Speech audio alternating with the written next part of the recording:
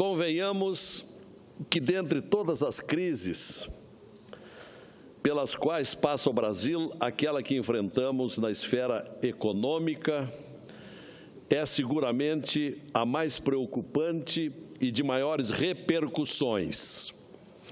Nossa economia foi enfraquecida por vários anos de incompetência administrativa, desvios, irresponsabilidade fiscal. Isto nos levou ao aumento expressivo do valor do dólar, da inflação e do desemprego, que castigam a vida dos brasileiros, bem como a perda do grau de investimento por agências de classificação de risco.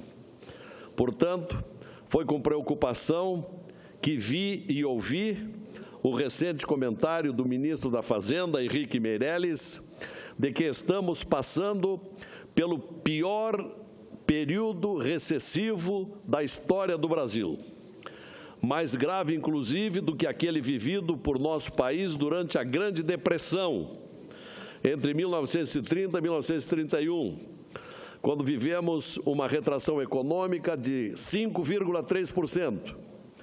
Agora sabemos que nossa economia irá regredir entre 2015 e o atual 2016 a assustadores 8,5%, a maior da história.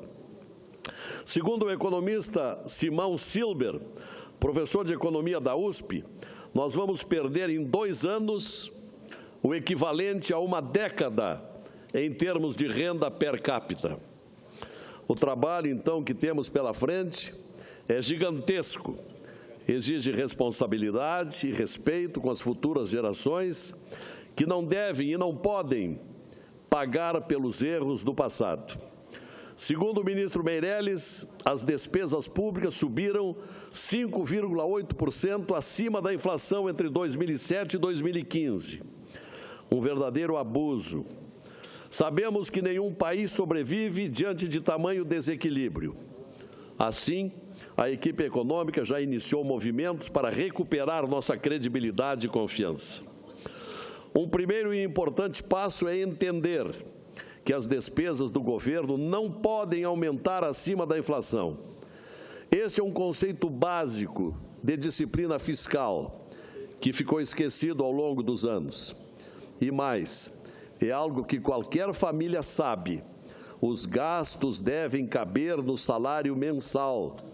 O simples comprometimento do governo e do Congresso com esta medida já elevará o nível de confiança, uma correção de rumo necessária. Mas é preciso fazer mais.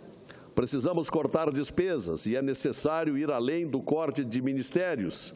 Urge passar pela racionalização do gasto público, que passa inevitavelmente por um processo de desestatização, onde convier, devolvendo aos brasileiros o controle da economia do país. Tudo indica que, felizmente, esta administração, por ora interina, tem em seu norte esta orientação. A escolha dos nomes certos também faz a diferença. Henrique Meirelles na Fazenda e Maria Silvia Bastos Marques no BNDES são escolhas promissoras. Além de revisar as preferências equivocadas do passado, que tanto prejuízo causaram ao Estado brasileiro, é preciso mais: corrigir o rumo, implementar políticas assertivas, racionais e claras. E, enfatizo, chegou o momento de abrir a caixa preta do BNDES. O povo brasileiro precisa descobrir quem se beneficiava dos fartos recursos públicos e qual foi o destino dos investimentos feitos pelo banco. Chegou, então, o momento também do TCU e das demais autoridades competentes tomarem conhecimento de tudo que ocorria dentro do grande banco de investimento. É preciso elogiar aqui também, e oportunamente, a escolha de Ilan Goldfein para o Banco Central, nome que confirmamos aqui nesse plenário dias atrás. A simples aprovação do novo presidente pelo Senado já gerou movimentação positiva no mercado. o dólar caiu para abaixo do patamar de R$ 3,36, impulsionado também pelo retorno das captações externas da Vale e da Petrobras. O otimismo valida previsões de que a moeda americana recue para o patamar de R$ 3,11 em futuro não distante, segundo analistas financeiros. É ótima notícia para o bolso dos brasileiros, para as despesas do governo e um alívio para a pressão inflacionária. Boas notícias também na Petrobras. A escolha de Pedro Parente para a estatal também gerou movimentação positiva no mercado. As ações da empresa subiram 8% na Bolsa. A simples chegada do novo presidente já forneceu novo ânimo aos investidores que ampliaram a aposta na empresa e compraram títulos da dívida da estatal na última emissão. Ainda no que tange ao papel das estatais, foi com bons olhos que enxergamos a paralisação de todas as indicações para diretorias, presidências de estatais e fundos de pensão, até que sejam aprovados os projetos que dificultam o aparelhamento por partidos políticos e estabelecem regras de transparência e gerenciamento, dando clareza às contas das empresas públicas, medidas já aprovadas no Senado. Mas mesmo com as primeiras ações, fica claro que o ajuste será longo e pesado. O desequilíbrio das contas públicas é tão preocupante porque o governo anterior conseguiu a proeza de juntar recessão e inflação. Tivemos neste mês de maio recente a maior taxa para o mês desde 2008. A escalada de preços chegou a 0,78%.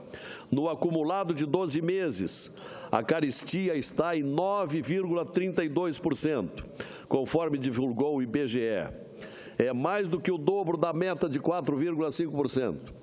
Em Fortaleza, por exemplo, e em Porto Alegre, a alta dos preços em 12 meses já chega à casa dos 2 dígitos, 11,01% e 10,51%, respectivamente. Um verdadeiro assombro para as famílias brasileiras. É necessário que o Parlamento apoie as medidas de ajuste e austeridade propostas pelo governo, fornecendo os instrumentos necessários para o ajuste das contas públicas, maior desafio que enfrentamos nos dias de hoje. É preciso também o ajuste político, ou seja, uma definição o quanto antes a respeito do impeachment.